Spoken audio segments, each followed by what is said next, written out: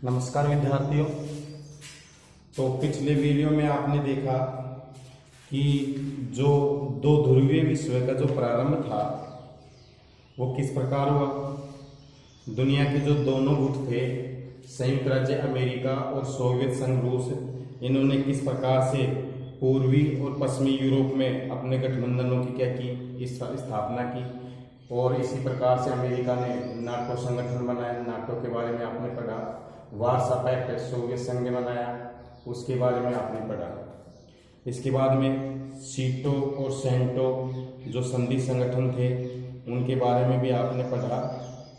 तो देखिए, इसके बाद में हम चर्चा करते हैं कि जब यूरोप में छोटे छोटे देशों को महाशक्तियों ने अपने गुटों में शामिल करना शुरू कर दिया तो उसके पीछे क्या कारण थे, इन कारणों की अपन चर्चा करेंगे। पहले अध्याय से ही शीत युद्ध का दौर, शीत युद्ध का दौर। इसी अध्याय से आज हम चर्चा करेंगे कि ऐसे क्या कारण थे जो छोटे देशों को महाशक्तियों के लिए जरूरी बना देते थे। कि ऐसे कौन से कारण थे, कौन से कारण थे जो महाशक्तियों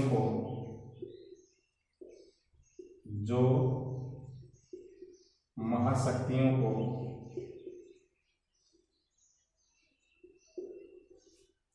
कि वे ऐसे कौन कौन से कारण थे जो महाशक्तियों को छोटे छोटे देशों को, वे ऐसे कौन से कारण थे जो महाशक्तियों को छोटे छोटे देशों के साथ, छोटे छोटे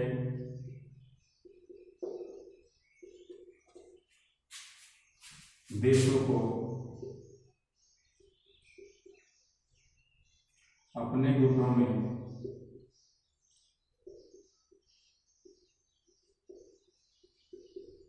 शामिल करने के लिए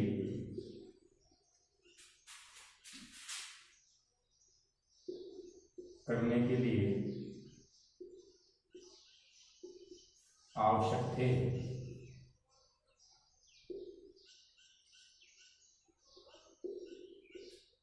तो देखिए, तो अपन शीत युद्ध के दौर की बात कर रहे थे कि शीत युद्ध में जब दोनों महाशक्तियां संयुक्त राज्य अमेरिका और सोवियत संघ रूस, इन दोनों के मध्य जब प्रतिद्वंद्विता चल रही थी तो पूर्वी यूरोप के जितने भी राष्ट्र थे सोवियत संघ में शामिल हुए और पश्चिमी यूरोप के जितने भी राष्ट्र थे अमेरिका में शामिल हुए। अब यूरोप से बाहर भी इन महाशक्तियों ने विश्व के जो छोटे छोटे देश थे उनसे अपना लगाव या संबंध बनाना क्या कर दिया, स्थापित कर दिया, अपने गुटों में शामिल करना क्या कर दिया, जरूरी माना। तो वो कौन से कारण हैं जो महाशक्तियों को छोटे छोटे देशों को अपने गुटों में शामिल करने के लिए आवश्यक थे। तो इन कारणों की ही हम चर्चा करेंगे कि देखिए कि विश्व के छोटे छोटे देश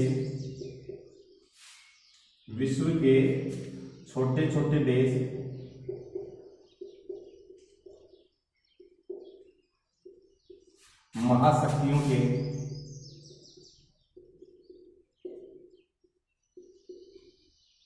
विश्व के छोटे छोटे देश महाशक्तियों के बड़े काम के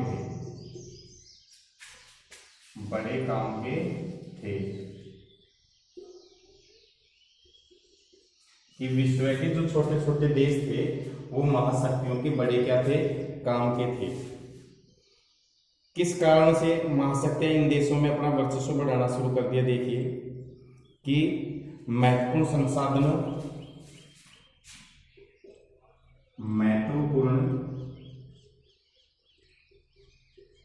संसाधनों के लिए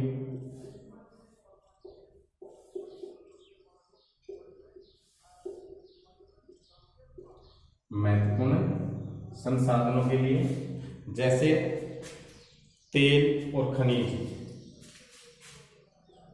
जैसे तेल और खनिज।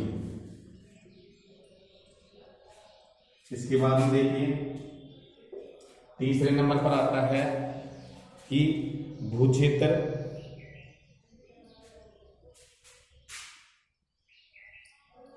भूक्षेत्र के लिए, भू क्षेत्र के लिए देखिए कि जहां से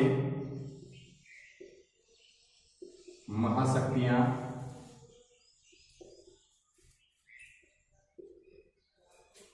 अपना, कि छोटे छोटे देशों का जो भू क्षेत्र था, भूमि थी, वो महाशक्तियों अपना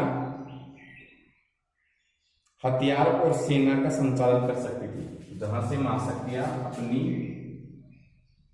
सेना व हथियारों का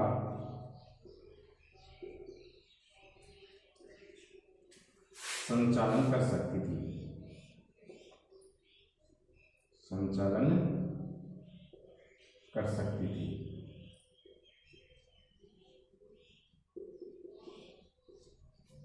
तो इस प्रकार से नंबर 4 कि छोटे छोटे देश और किस प्रकार से महाशक्तियों के लिए क्या थे, जरूरी थे। सैनिक ठिकानों के लिए, सैनिक ठिकानों के लिए,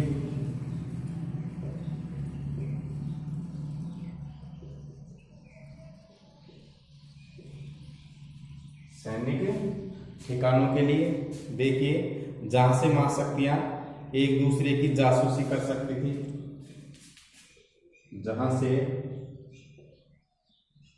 महाशक्तियां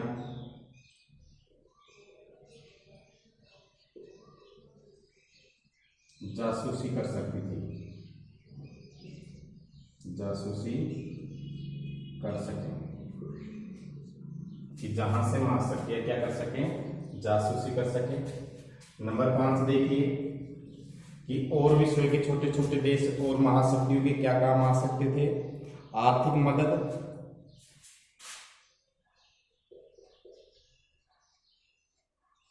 आर्थिक मदद के लिए,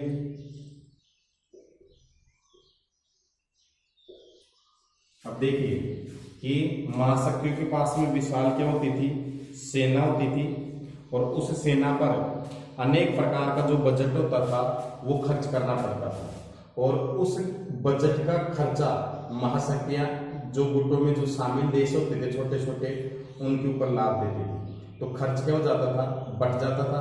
इस कारण भी महाशक्तियां अपने गुटों में छोटे छोटे देशों से संबंध या जुड़ाव रखती थी।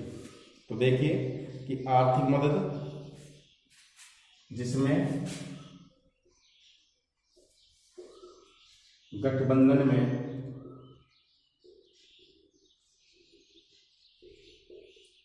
शामिल देश, जिसमें गठबंधन में शामिल देश सैन्य खर्च वहन कर सके, या सैन्य खर्च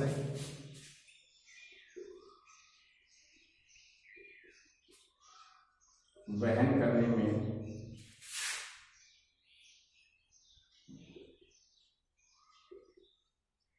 मददगार बन सके।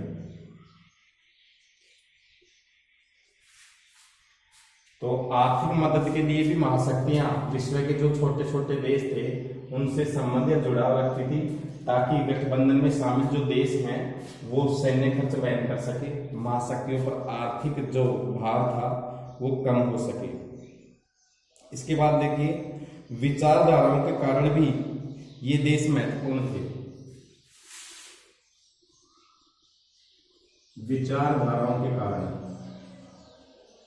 विचारधाराओं के कारण भी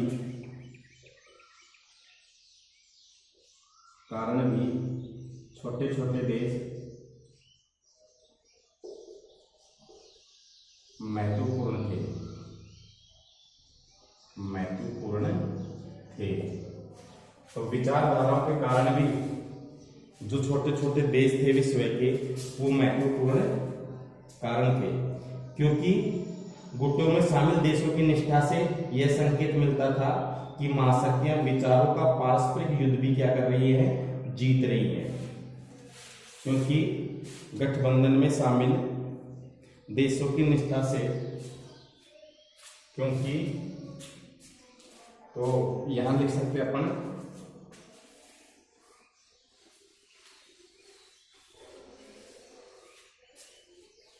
क्योंकि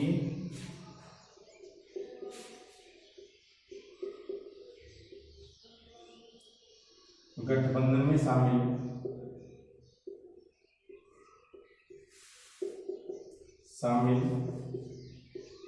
देशों की निष्ठा से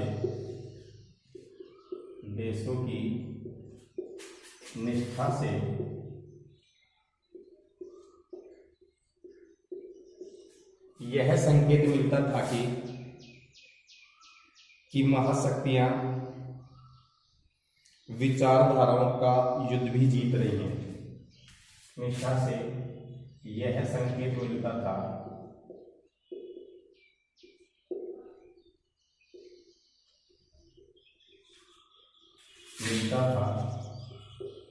महाशक्तियां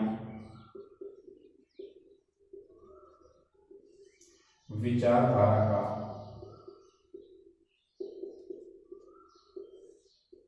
युद्ध भी जीत रही हैं,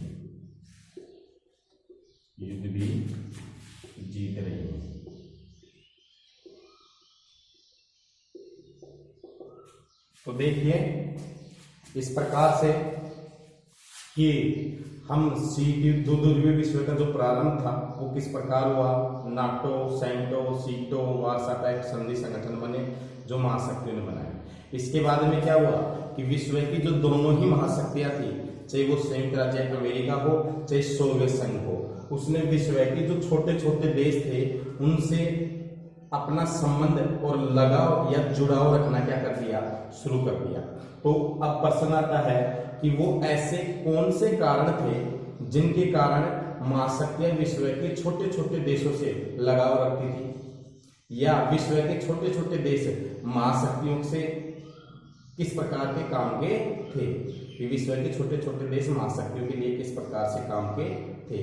तो ऐसे कई कारण हैं जो विश्व के छोटे छोटे देश भी महाशक्तियों के बहुत ही उपयोगी थे, महाशक्तियों के लिए बहुत ही क्या थे, उपयोगी थे। वो कौन कौन से कारण है, देखिए कि विश्व के जो छोटे छोटे देश थे वो महाशक्तियों के बड़े ही क्या थे, काम के थे, चाहे वो सोवियत संघ हो चाहे संयुक्त राज्य अमेरिका हो। दोनों ही महाशक्तियों ने देखे कि महत्वपूर्ण संसाधनों के लिए, कि जो महत्वपूर्ण संसाधन है जैसे तेल है, खनिज है, गैस है, पेट्रोल है, डीजल है, कोयला है, ये खनिज महाशक्तियों के लिए जरूरी थे, इनकी हथियारों के लिए, शक्ति प्रदर्शन के लिए और अपने राष्ट्रों का विकास करने के लिए। तो तेल और खनिजों पर, इन संसाधनों पर कब्जा करने के लिए महाशक्तियों ने विश्व के छोटे छोटे देशों से क्या रखा, लगाव रखा। तो पहला कारण आ गया कि महत्वपूर्ण संसाधनों के लिए जैसे तेल, खनिज, कोयला, पेट्रोल, डीजल, ये इनके लिए महाशक्तियों ने विश्व के छोटे छोटे देशों पर जुड़ाव रखना क्या कर दिया, शुरू कर दिया। दूसरा देखिए भू क्षेत्र के लिए, भू का मतलब होता है भूमि, और क्षेत्र आप जानते होंगे एरिया, कि भूमि का जो क्षेत्र है उसके लिए भी महाशक्तियों ने विश्व के छोटे छोटे देशों के साथ में क्या रखा, जुड़ाव रखा। देखिए कि भू क्षेत्र के लिए देखिए कि जिस राष्ट्र में, जैसे मैंने उदाहरण बताया आपको कि इस पाठ की जो शुरुआत हुई आपकी वो क्यूबा मिसाइल संकट से हुई, तो मैंने आपको एक दिन बताया था क्यूबा मिसाइल संकट। तो क्यूबा अमेरिका के निकट एक छोटा सा क्या था, द्वीपीय देश था। अब निकट तो वो किसके था, अमेरिका के, लेकिन वो किसके नियंत्रण में था, सोवियत संघ के नियंत्रण में था। तो सोवियत संघ ने क्यूबा के अंदर अपने सैनिक अड्डे क्या किए, स्थापित किए कि नहीं किए। तो क्यूबा का जो भू क्षेत्र है वो सोवियत संघ के काम आ गया, कि जहां से वो अमेरिका पर ज्यादा या दुगने क्षेत्रफल में हमला कर सकता था और वहां अपनी सेना और हथियारों का संचालन कर सकता था। तो इस कारण से देखिए कि भू क्षेत्र के लिए भी महाशक्तियां अपनी सेना और हथियारों का संचालन कर सकती थी। जिस क्षेत्र में या जिस राष्ट्र का जुड़ाव जिस महाशक्ति से था। इसके बाद देखिए सैनिक ठिकाने स्थापित करने के लिए जहां से महाशक्तियां जासूसी कर सकती थी एक दूसरे की, जैसे सोवियत संघ है, तो सोवियत संघ अमेरिका के निकट जितने भी राष्ट्र हैं, छोटे छोटे राष्ट्र, उनसे जुड़ाव रखना शुरू कर दिया ताकि वो अमेरिका की जासूसी कर सके। अमेरिका ने सोवियत संघ के पास में जितने भी छोटे छोटे राष्ट्र थे उन पर अपने सैनिक अड्डे क्या कर दिए, स्थापित कर दिए ताकि सोवियत संघ की जासूसी कर सके। इसके बाद में देखिए आर्थिक मदद के लिए कि आपको पता है कि शीत युद्ध के समय दोनों ही महाशक्तियों के बीच प्रतिस्पर्धा थी। वो प्रतिस्पर्धा के कारण काफी खर्च हो रहा था, जैसे हथियार, परमाणु हथियार बनाने में, वो अन्य प्रौद्योगिकी में, राष्ट्र का विकास करने में, तो आर्थिक भार ज्यादा था जिससे गठबंधन में शामिल देश सैन्य खर्च वहन करने में मददगार बन सके। तो इसलिए भी महाशक्तियों ने अपने स्वार्थ पूर्ति के लिए विश्व के छोटे छोटे देशों से जुड़ाव रखना क्या कर दिया, प्रारंभ कर दिया, ताकि सैन्य खर्च पर होने वाला जो खर्चा है वो गठबंधन में शामिल देशों में क्या हो जाए, बट जाए, और महाशक्ति पर जो आर्थिक भार था सैन्य खर्च का वो क्या हो जाए, कम हो जाए। इसके बाद देखिए विचारधाराओं के कारण भी छोटे छोटे देश महत्वपूर्ण थे, कि विचारधाराओं के कारण ही छोटे छोटे देश क्या थे, महत्वपूर्ण थे, क्योंकि गठबंधन में शामिल देशों की निष्ठा से यह संकेत मिलता है कि महाशक्तियां विचारधारा का युद्ध भी क्या कर रही हैं, जीत रही हैं। तो इसके लिए मैंने आपको बताया था कि जो दोनों ही महाशक्तियां थी, तो देखिए जो अमेरिका थी, अमेरिका इसकी जो विचारधारा थी पूंजीवादी और लोकतंत्र, पूंजीवादी और लोकतंत्र। इसके बाद में अगर अपन सोवियत संघ की बात करते हैं तो सोवियत संघ की जो विचारधारा थी, सोवियत संघ की जो विचारधारा थी, दूसरी महाशक्ति विश्व की सोवियत संघ, इसकी जो विचारधारा थी वो थी समाजवाद और साम्यवाद। तो इस कारण से देखिए कि विश्व के अंदर दोनों ही महाशक्तियां अपनी अपनी जो विचारधारा थी वो थोपना चाह रही थी। सोवियत संघ जो महाशक्ति थी उसकी विचारधारा समाजवाद और साम्यवाद थी, तो साम्यवादी विचारधारा सोवियत संघ की है, ध्यान रखना ये। और अमेरिका की जो विचारधारा है वो कौन सी है, पूंजीवादी है, लोकतंत्र है, उदारवादी है। तो इस कारण से जो सोवियत संघ में शामिल जो छोटे छोटे देश थे वो ये मानते थे कि समाजवाद, साम्यवाद, पूंजीवाद, लोकतंत्र और उदारवाद से कहीं क्या है, ज्यादा महत्वपूर्ण है। और इसी प्रकार अमेरिका के जो गुट में जो शामिल विश्व के जो छोटे छोटे देश थे वो ये समझ रहे थे कि पूंजीवाद, लोकतंत्र, उदारवाद, समाजवाद, साम्यवाद से कहीं क्या है, बेहतर है। तो आप उतार सकते हो कि विश्व में जो छोटे छोटे देश हैं वो महाशक्तियों के क्या काम के थे। यह प्रश्न यहां से बनता है कि ऐसे कौन से कारण थे जो छोटे छोटे देशों को महाशक्तियों के लिए जरूरी बना देते थे। तो देखिए, तो ये कई कारण हैं, तो ये कारण आप उतार सकते हो। एक बार और दोहरा देता हूं मैं इनको कि विश्व के छोटे छोटे देश महाशक्तियों के बड़े काम के थे। महत्वपूर्ण संसाधनों के लिए महाशक्तियां इनका इस्तेमाल करती थी, जैसे तेल और खनिजों के लिए, भू क्षेत्र के लिए जहां से महाशक्तियां सेना व हथियारों का क्या कर सकती थी, संचालन कर सकती थी। इसके अलावा सैनिक ठिकानों के लिए जहां से महाशक्तियां जासूसी कर सकती थी, आर्थिक मदद के लिए जिसमें गठबंधन में शामिल देश सैन्य खर्च वहन करने में मददगार बन सकते थे।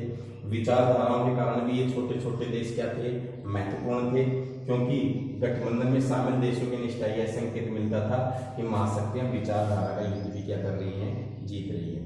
तो ऐसे ही कई कारण थे जो विश्व के छोटे छोटे देश महाशक्तियों के लिए क्या थे, जरूरी थे। तो अब आप आगे पढ़ते हैं कि जी शीत युद्ध के दायरे क्या थे, शीत युद्ध के समय हुआ क्या क्या। तो नेक्स्ट पढ़ते हैं अपन शीत युद्ध के दायरे कि भाई शीत युद्ध के दायरे क्या थे।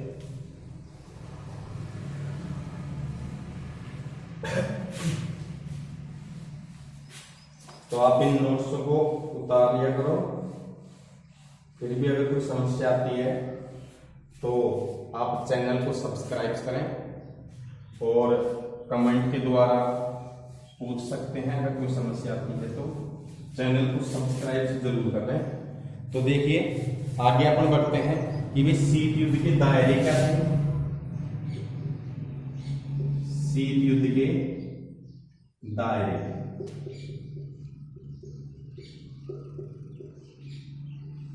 अब अपना टॉपिक चलता है कि शीत युद्ध के दायरे क्या थे। तो देखिए शीत युद्ध के दौरान विश्व में, मैंने बताया कि शीत युद्ध आमने सामने नहीं लड़ा गया बल्कि एक प्रतिस्पर्धा थी सोवियत संघ और संयुक्त राज्य अमेरिका के मध्य 1945 से लेकर के 1991 तक की। जब 1991 में सोवियत संघ का पतन हो गया तो तब से विश्व में एक ही महाशक्ति है, वो है संयुक्त राज्य अमेरिका।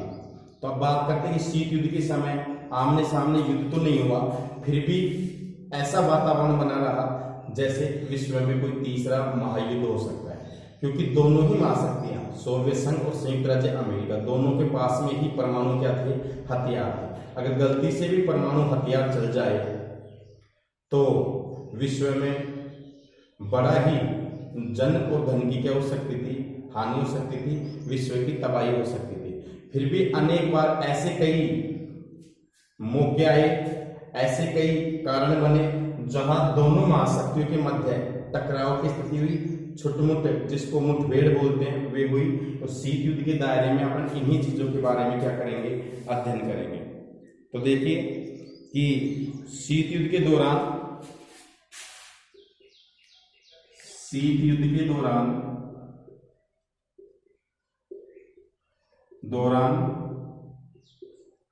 अनेक संकट आए,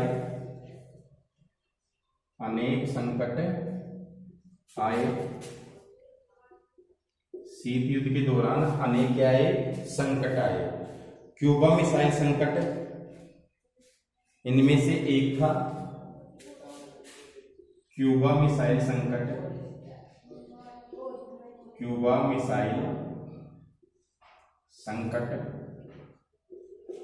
इनमें से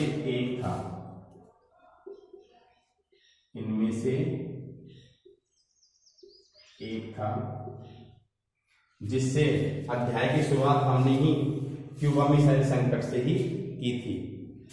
अब देखिए तो अब ध्यान देने की बात यह है कि इन संकटों और लड़ाइयों की जो परिणति थी वो तीसरे विश्व युद्ध के रूप में नहीं हुई।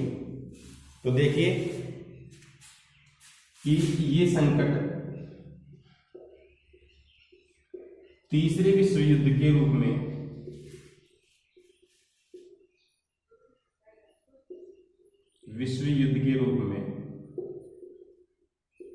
नहीं बदले। आगे अपन पढ़ेंगे क्यों नहीं बदले।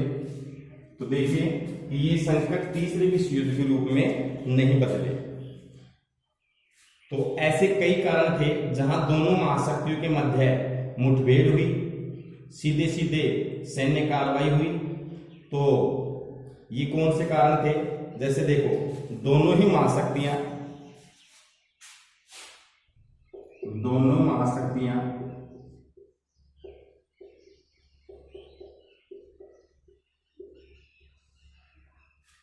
कि जो सोवियत संघ और संयुक्त राज्य अमेरिका है, दोनों महाशक्तियां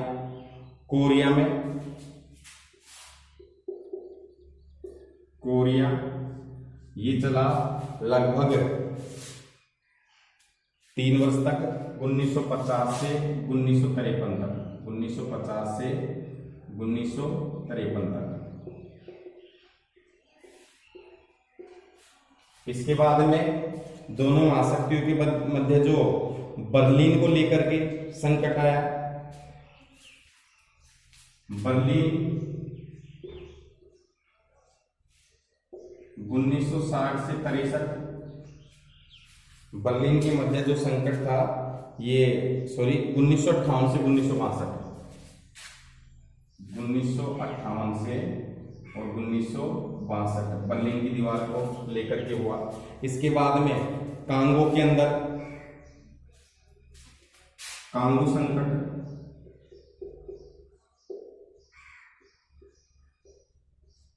उन्नीस सौ 60 के दशक में,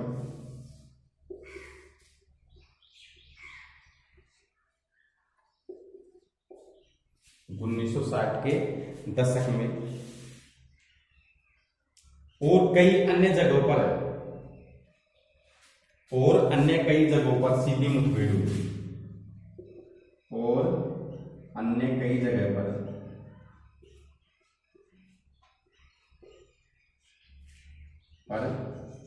सैन्य मुठभेड़ हुई।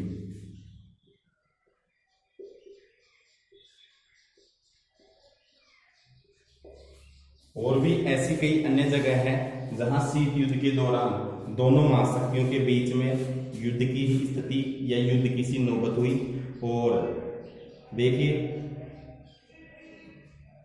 ऐसे जब शीत युद्ध के दायरे की हम बात करते हैं तो हमारा आशय उन क्षेत्रों से होता है जहां विरोधी खेमों में बटे देशों के बीच संकट के अवसर आए। तो देखिए, शीत युद्ध के दायरे का आशय है नंबर 2,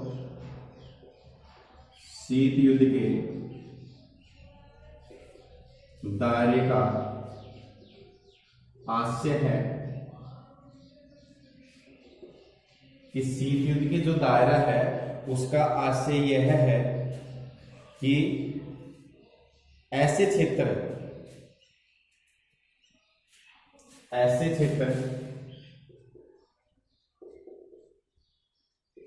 जहां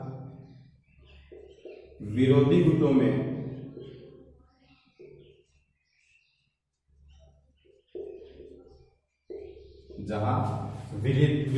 में शामिल देशों या विरोधी गुटों में शामिल देशों के बीच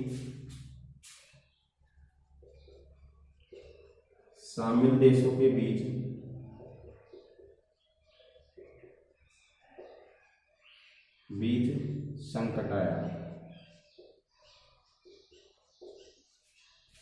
विरोधी देशों या विरोधी गुटों में शामिल देशों के बीच क्या आया? संकट आया। और इसी कारण देखिए, लेकिन इन युद्ध हुए या इनके होने की संभावना बनी। या तो युद्ध हुए या युद्ध होने की संभावना बनी। या तो युद्ध हुए या युद्ध होने की संभावना बनी। तो देखिए कि शीत युद्ध के दायरे क्या थे, कि ये चीज आप उतार सकते हो कि शीत युद्ध के दौरान अनेक संकट आए। तो कौन कौन से संकट आए शीत युद्ध के दौरान? देखिए, क्यूबा मिसाइल संकट आया, जिसको दोनों ही महाशक्तियों ने अवरोध, रोध और संतुलन के सिद्धांत के तर्क के द्वारा हल कर लिया। दोनों ही महाशक्तियां देखिए, कोरिया में 1952 से 1953 तक, बर्लिन जर्मनी के अंदर 1958 से 1962 तक, कांगो में 1960 के दशक में, और अन्य कई जगहों पर सैन्य मुठभेड़ हुई और युद्ध की स्थितियां क्या हुई? नौबत हुई। युद्ध की स्थितियां क्या हुई? नौबत हुई। लेकिन तीसरे विश्व युद्ध का रूप नहीं ले सके। इसके बाद हम देखिए, शीत युद्ध के दायरे का हमारा आशय ऐसे क्षेत्र हैं जहां विरोधी गुटों में शामिल देशों के बीच संकट आया, या तो युद्ध हुए हैं या तो युद्ध होने की क्या हुई है? संभावना बनी है। देखिए कि शीत युद्ध के दायरे में हम उन संकटों और उन छोटे-मोटे युद्धों की भी बात करते हैं जहां देखिए अमेरिका और सोवियत संघ के मध्य न होकर के इन गुटों में शामिल देशों के मध्य भी अगर कोई संकट आया है या फिर युद्ध हुए हैं या युद्ध होने की संभावना बनी है, तो वो भी शीत युद्ध के दायरे के अंतर्गत ही आती हैं। क्योंकि विश्व के छोटे छोटे देशों का जुड़ाव भी किससे था? महाशक्तियों से था, और इसका सारा का सारा जो प्रभाव था वो महाशक्तियों पर बनता था। इसके बाद में देखिए, ज्यादातर अगर अपन बात करते हैं तो शीत युद्ध के दायरे के समय जो आप उतार सकते इसको, फिर आगे 3 नंबर का जो पॉइंट है वो लिखा जाएगा कि शीत युद्ध के दौरान अनेक संकट आए। क्यूबा मिसाइल संकट इनमें से एक था। ये संकट तीसरे विश्व युद्ध के रूप में नहीं बदले।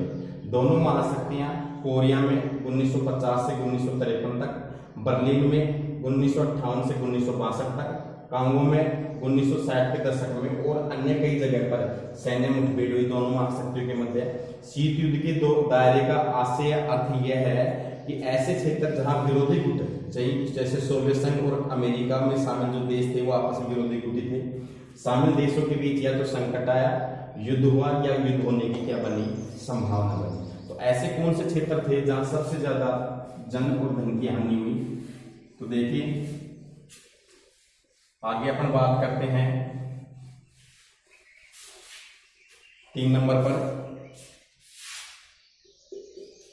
तो तीसरे नंबर की अगर अपन चर्चा करते हैं तो देखिए कोरिया, वियतनाम और अफगानिस्तान के कुछ क्षेत्रों में व्यापक जनहानि हुई। कि कोरिया आज अलग हो गया है, कोरिया दक्षिण कोरिया उत्तरी कोरिया दो बन गए हैं। वियतनाम,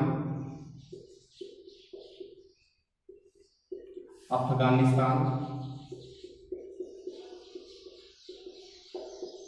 लगातार 10 वर्षों तक यहां सोवियत संघ का वर्चस्व रहा। अफगानिस्तान के कुछ क्षेत्रों में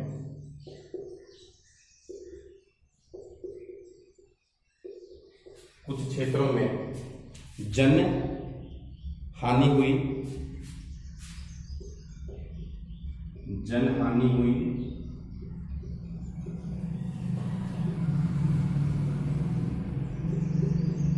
जनहानि हुई, लेकिन हम जानते हैं कि यह जो वैमनस्यता है वो परमाणु युद्ध तक नहीं गई, लेकिन विश्व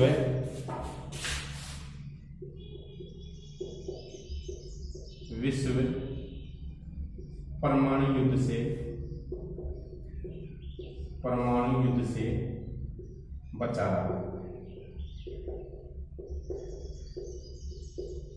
क्योंकि दोनों ही महाशक्तियां जानती थी कि परमाणु युद्धों से ये तय कर पाना मुश्किल हो जाएगा कि विजेता कौन होगा।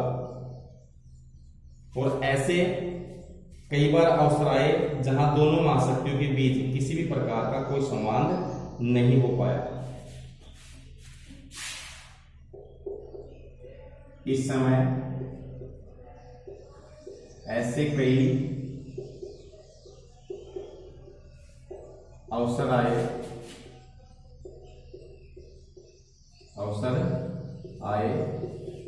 जहां दोनों महाशक्तियों के बीच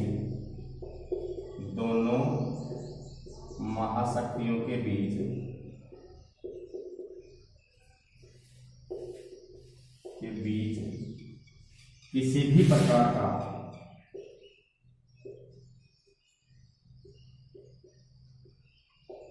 का संवाद या वार्तालाप हो सकते अपन नहीं हो पाया।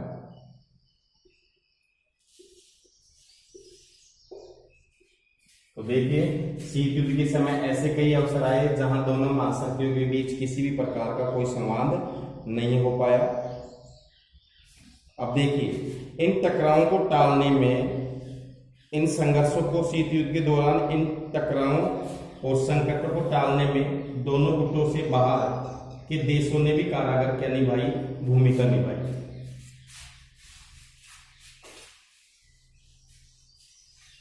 शीत युद्ध के दौरान इन संकटों को टालने के लिए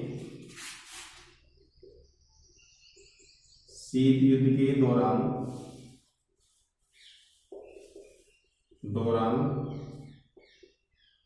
इन संकटों को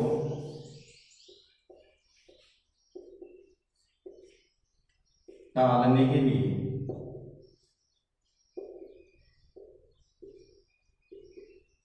बाहर के देशों ने भी अपनी भूमिका निभाई। बाहर के देशों ने भी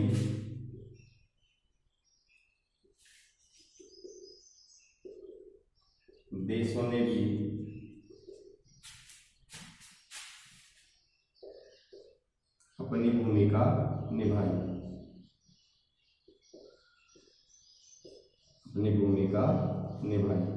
तो देखिए मैंने बताया था कि जो ये टकराव था ये तीसरे विश्व युद्ध का रूप नहीं ले सका, कि परमाणु युद्ध का रूप नहीं ले सका। इसके पीछे कई कारण क्या थे कि जब शीत युद्ध के दायरे के समय जब छोटी मोटी घटनाएं घटित हो रही थी, कुछ सैन्य मुठभेड़ हुई थी, इन सैन्य मुठभेड़ों को टालने के लिए विश्व के बाहर जो इन गुटों में शामिल नहीं थे उन देशों ने भी अपनी महत्वपूर्ण क्या निभाई, भूमिका निभाई। इनमें से ही जैसे गुट निरपेक्ष जो देश थे, गुट निरपेक्ष आंदोलन में जो शामिल देश थे, उनकी भूमिका को नहीं भुलाया जा सकता। जैसे उदाहरण के लिए गुट निरपेक्ष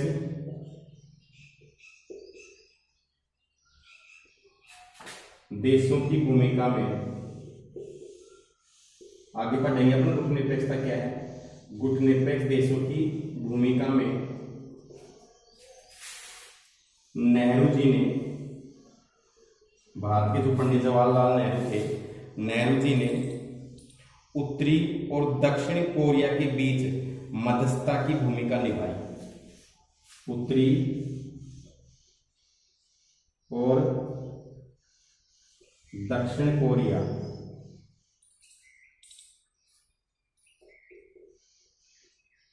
के बीच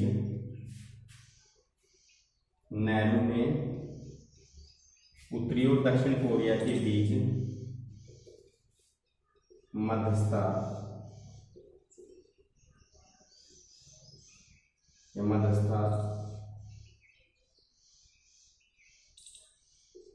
की भूमिका निभाई। इसके बाद देखिए कि मैंने बताया था आपको कि कोरिया जो संकट था 1960 के दशक में आया, तो उस समय कोरिया का विभाजन हुआ, उत्तरी कोरिया और दक्षिण कोरिया। तो दोनों महाशक्तियों ने इसमें क्या लिया, भाग लिया कोरिया संकट में। और कोरिया संकट के समय देखिए कि गुटनिरपेक्ष देशों ने महत्वपूर्ण भूमिका निभाई, विशेषकर पंडित जवाहरलाल नेहरू जो भारत के थे, उन्होंने उत्तरी और दक्षिण कोरिया के बीच मध्यस्थता में क्या निभाई, भूमिका निभाई, और जो कोरिया संकट था उसको हल कर लिया गया। इसके बाद में देखिए कांगो संकट में जो 1960 के दशक में आया, कांगो संकट में संयुक्त राष्ट्र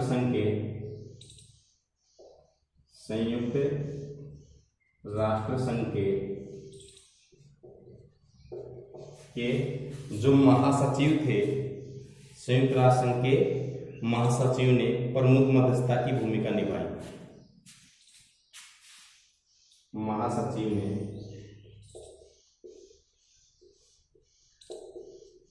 मध्यस्थता की भूमिका निभाई। मध्यस्थता की भूमिका क्या हुई, निभाई। इसके बाद देखिए तीसरा, ये देखिए एक चीज ये भी आती है कि महाशक्तियों ने भी समझ लिया था कि युद्ध को हर हालत में टालना क्या है, जरूरी है।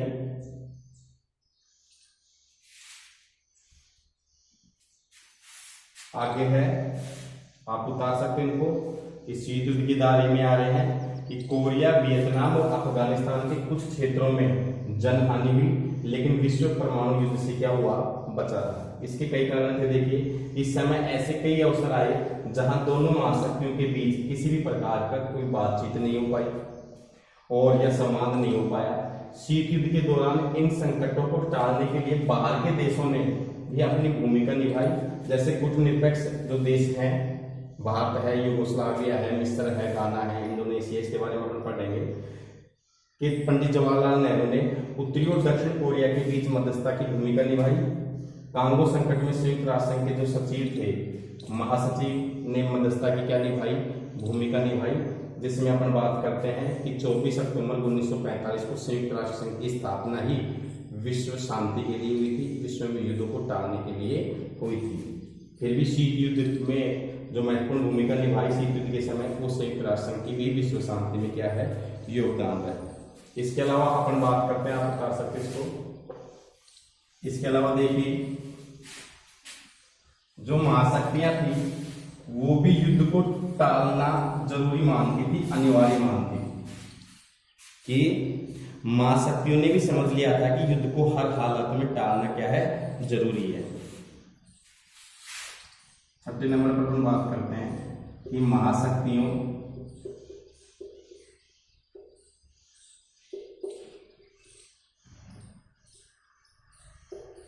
ने भी समझ लिया था,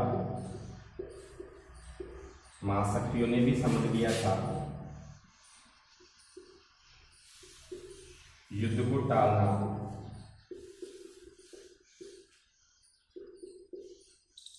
जरूरी है। दोनों ही महाशक्तियां क्या थी, पावरफुल थी, और महाशक्तियों ने, दोनों ही महाशक्तियों ने संयम बरता और अंतरराष्ट्रीय मामलों में जिम्मेदारी भरा बर्ताव किया। दोनों महाशक्तियों ने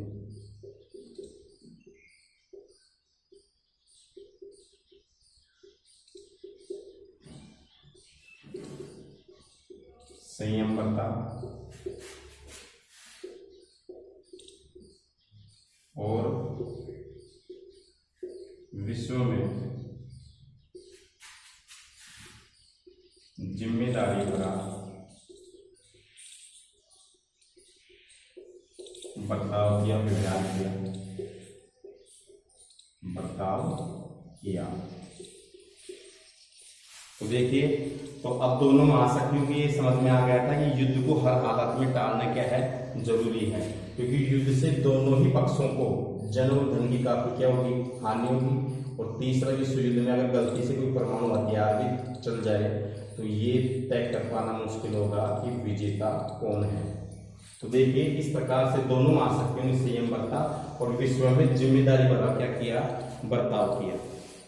इसके बाद में देखिए कि दोनों ही महाशक्तियों के बीच प्रतिद्वंद्विता भी समाप्त नहीं हुई थी। इस कारण से एक दूसरे के प्रति शंका थी कि हालत में दोनों गुटों ने भरपूर हथियार जमा किए और लगातार युद्ध के लिए तैयार करते रहे, और हथियारों के एक बड़े जखीरे को युद्ध से बचे रहने के लिए क्या माना, जरूरी माना। इसके बाद अगर अपन बात करते हैं कि दोनों ही महाशक्तियों के पास में क्या थे, परमाणु हथियार थे। तो इस समय दोनों ही महाशक्तियां ये चाहती थी कि गलती से भी अगर परमाणु हथियार चल जाए तो दोनों ही पक्षों को क्या होगा, नुकसान होगा, क्योंकि दूसरी महाशक्ति को थोड़ी पता है ये गलती से चला है। तो इस कारण समय रहते अमेरिका और सोवियत संघ ने कुछ परमाणविक और अन्य हथियारों को सीमित या समाप्त करने के लिए आपस में सहयोग करने का क्या किया, फैसला किया। तो देखिए कि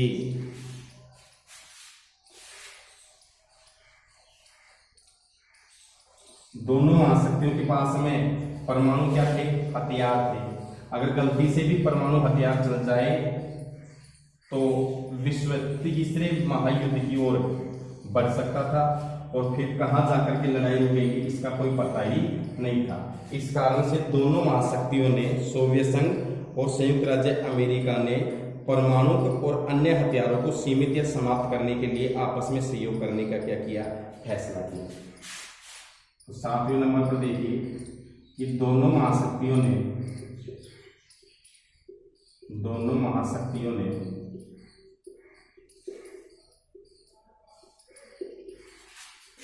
परमाणु हथियार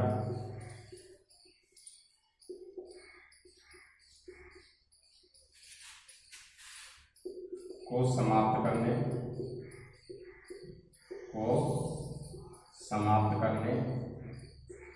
या सीमित करने का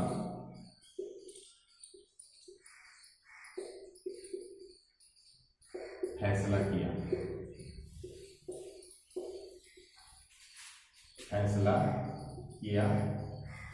दोनों पक्ष सहमत हुए, दोनों पक्षों के बीच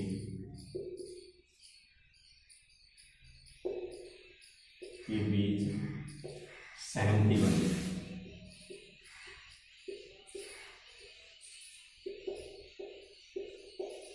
कि देखिए कि दोनों ही महाशक्तियों ने परमाणु हथियारों को समाप्त करने या सीमित करने का क्या किया, फैसला किया, ताकि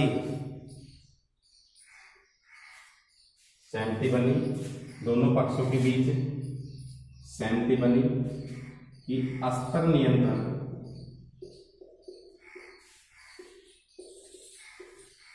द्वारा, देखिए अस्त्र नियंत्रण हथियारों की होड़ पर लगाम लगाना, अस्त्र नियंत्रण द्वारा हथियारों की होड़ पर लगाम कसी की जा सकती है। अस्त्र नियंत्रण द्वारा हथियारों की होड़ पर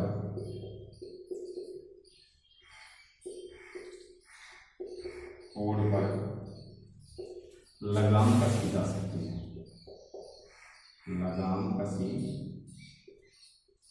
जा सकती है। इस कारण से दोनों महाशक्तियों के बीच में 1960 के दशक में, तो देखिए 1960 के दशक में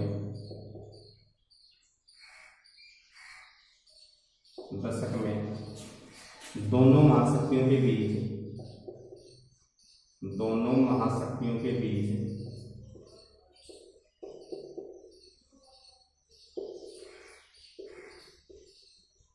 तीन समझौते हुए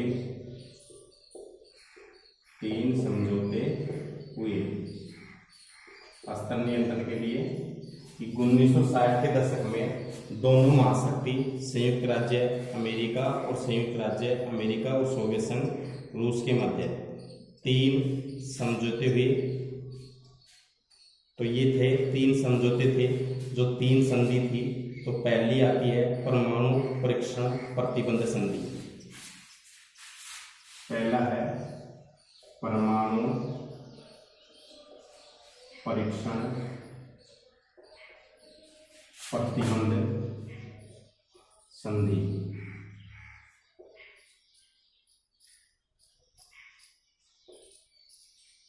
दूसरी है परमाणु परीक्षण प्रतिबंध संधि पर दोनों देशों ने हस्ताक्षर किए। दूसरा है परमाणु अप्रसार संधि। परमाणु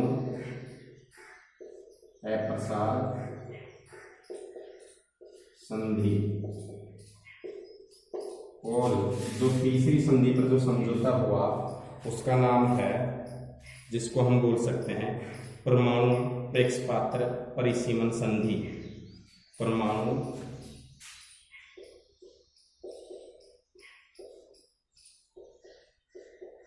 प्रेक्षपात्र, जिसको मिसाइल वगैरह ये बोलते हैं अपन।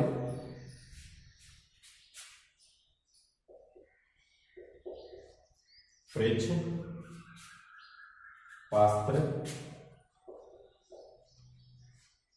संधि, परमाणु प्रेक्षपात्र परिसीमन संधि।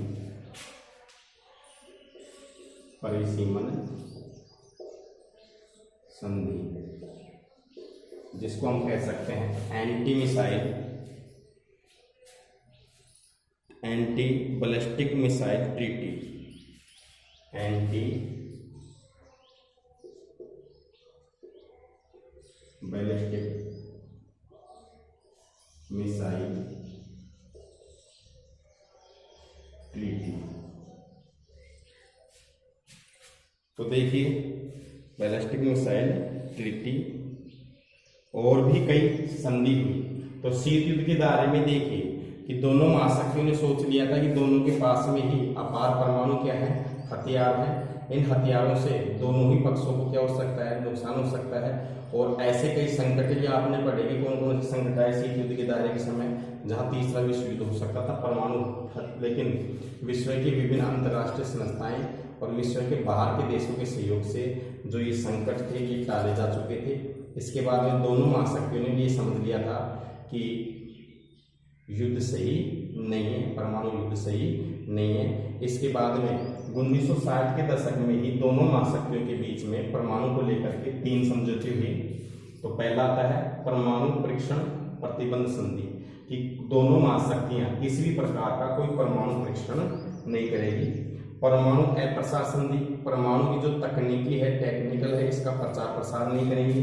और परमाणु प्रेक्षपात्र परिसीमन जो संधि है एंटी बैलिस्टिक मिसाइल ट्रीटी। इसका मतलब होता है कि जो मिसाइल है परमाणु से लैस, उस पर भी विभिन्न प्रकार के क्या लगाएंगे, प्रतिबंध लगाएंगे।